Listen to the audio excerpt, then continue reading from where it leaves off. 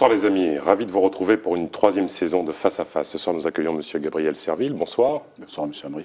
Vous êtes le député de la première circonscription et conseiller municipal à Matoury. L'actualité aujourd'hui, c'est votre coup de gueule contre le projet de loi mettant un terme aux recherches et à l'exploitation des hydrocarbures. Pourquoi ?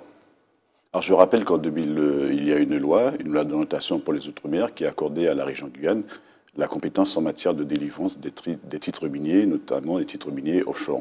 Ça se passait en 2000, on arrive en 2017, le décret d'application qui devait transférer cette compétence n'est toujours pas signé. Et nous constatons que le ministre d'État chargé de l'écologie et de la transition énergétique décide de produire une loi qui va dorénavant interdire les permis d'exploration et d'exploitation d'hydrocarbures. Mais si le décret n'a pas été signé, c'est par manque de vigilance en partie des parlementaires ? Alors ça, on peut chercher la cause non, mais on se parle franchement. Partout où on veut. Là, est-ce que vous avez été vigilant sur la signature de ce décret ? Non, mais c'est-à-dire je suis arrivé en 2012. Moi, je vous dis, la LOM, c'était 2000. À un moment donné, je sais que le président de la CTG a fait diligence pour que le décret soit signé.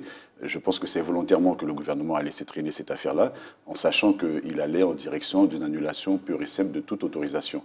Ce qui m'a été dit par la suite, c'est que le décret serait signé, mais après le vote de la loi. Cela veut dire que c'est un décret qui n'aura aucun sens et c'est une compétence qui sera vidée de sa substance. Et c'est la raison pour laquelle j'ai considéré qu'il fallait dire à M. Hulot qu'on ne peut pas être d'accord avec sa démarche. Nous sommes des élus. La moindre des choses aurait été de consulter les élus de Guyane pour savoir dans quelles conditions il aurait pu mettre en place cette loi. Quitte à ce qu'on sorte la Guyane de la loi pour permettre à la Guyane de pouvoir utiliser ce qui pourrait être un vrai moteur de développement économique pour le territoire. Sur le fond, vous n'êtes pas d'accord avec la cessation de l'exploitation potentielle des hydrocarbures, malgré la COP21, malgré votre fibre écologiste. C'est un autre débat. Vous savez que lorsque nous avons voté à l'Assemblée nationale l'adaptation du Code minier au droit de l'environnement, moi j'ai personnellement introduit des amendements pour renforcer un certain nombre de critères, pour renforcer la protection de l'environnement. D'ailleurs, en Guyane, ça ne m'a pas fait que des amis auprès de la FEDOMG, mais j'ai eu l'occasion de m'en expliquer. Mais cela étant dit, c'est un autre débat sur lequel on va se pencher prochainement, parce que le réchauffement climatique a été démontré, ça personne n'en doute. Par contre, les raisons qui conduisent à ce réchauffement font l'objet de pas mal de débats entre les scientifiques, mais j'en parlerai une autre fois. Vous êtes pour l'exploitation fossile quand même, malgré les études scientifiques? Je suis pour que la Guyane puisse disposer de moyens qui lui permettent d'avancer. Je crois que les pays industrialisés ont massacré leur environnement, ils ont coupé des arbres, ils ont abattu des arbres, ils ont détruit des forêts, ils ont détruit des cours d'eau sans rien demander à personne. Aujourd'hui, nous, en Amérique du Sud, nous avons besoin d'aménager notre territoire. Alors, je ne dis pas qu'il faille faire tout et n'importe quoi. C'est bien la raison pour laquelle je prétends qu'il faut se donner des garde-fous pour éviter d'aller vers des catastrophes. Mais je crois qu'aujourd'hui, la France est l'un des pays au monde les plus stricts en matière de préservation de l'environnement. Et entre le tout faire n'importe quoi et le ne rien faire du tout, je pense qu'on peut trouver une bonne valeur intermédiaire. Vous êtes l'auteur de la phrase suivante, la justice en Guyane est une caresse pour une majorité de délinquants. Vous la maintenez? Oui. Et pourtant, vous avez voté contre le projet de loi sécurité et lutte contre le terrorisme, oui, qui renforce pourtant les mesures de l'État vis-à-vis certes du contexte terroriste, mais aussi qui donne aux forces de l'ordre des moyens d'action supplémentaires. Pourquoi ?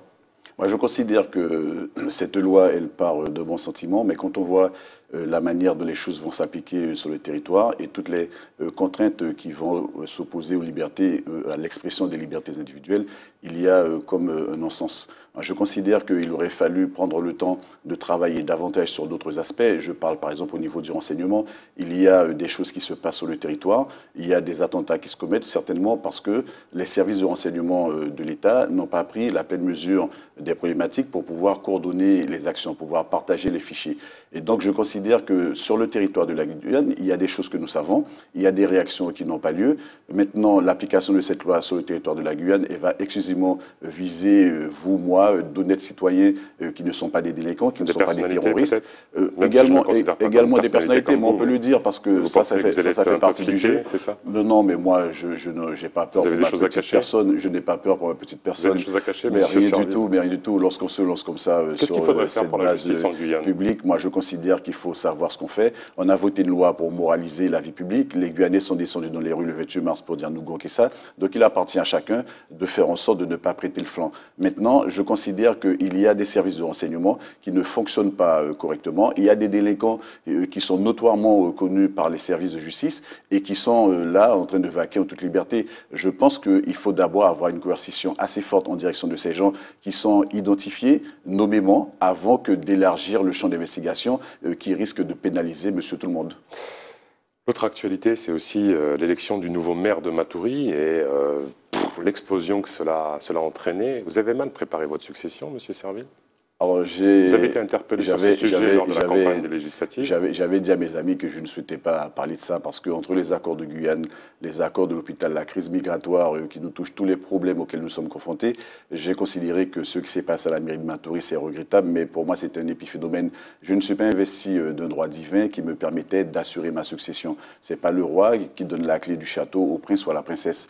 Nous sommes dans une démocratie et j'ai considéré que n'importe quel élu pouvait effectivement faire acte de candidature. J'ai proposé une procédure de primaire interne au sein même de la majorité qui n'a pas été validée par le PSG. J'en prends acte et je considère que la vie continue malgré les vicissitudes que cela a entraîné. Vous êtes démissionnaire du PSG? J'ai démissionné du PSG. Cette fois-ci, c'est clair, parce que longtemps, vous avez dit que vous aviez un cerveau, etc. Vous vous rappelez de cette polémique? Ça n'avait rien à voir. Vous appartenez à quel... La phrase était dans son contexte, c'était dans un contexte bien particulier. Quel parti pour Gabriel Serville aujourd'hui? Le 30 septembre, j'ai en effet adressé ma lettre de démission au secrétaire général du PSG. Aujourd'hui, je n'appartiens à aucun parti politique. Vous allez fonder un parti? Je ne sais pas, je suis membre d'un mouvement qui s'appelle Mouvement pour un destin commun, qui milite pour que justement toutes ces personnes qui vivent sur le territoire de la Guyane, à un moment donné, soient en capacité de regarder dans une direction commune, parce que je considère que c'est la condition sine qua non si on veut faire avancer la Guyane. Pour l'instant, nous continuons à réfléchir, c'est un cercle de pensée. Après, je dis qu'il n'y a pas de raison pour qu'à terme, suivant les conseils que me donneraient mes amis, qu'on ne transforme pas ce mouvement associatif en un mouvement politique, effectivement. Il n'y aurait pas eu vos nombreuses interventions, parce que vous êtes un député actif, ça tout le monde le reconnaît. Possibilité d'intégrer En Marche ou pas? Non, pas du tout. Surtout avec ce qui se passe en ce moment. Surtout quand je vois les politiques qui sont menées à la tête de l'État, qui ne sont pas du tout conformes aux aspirations de la Guyane. Et c'est ce que j'ai tenté de dire l'autre jour au ministre, mais je l'ai dit en présence de tous les ministres. Les Guyanais aspirent à autre chose. Là, on ne veut plus des belles paroles, des vœux pieux, mais on veut des actions. Et le gouvernement doit accompagner le développement de ce pays-là. Le format de l'émission est très très court. Rapidement, qu'est-ce que vous attendez du prochain congrès des élus?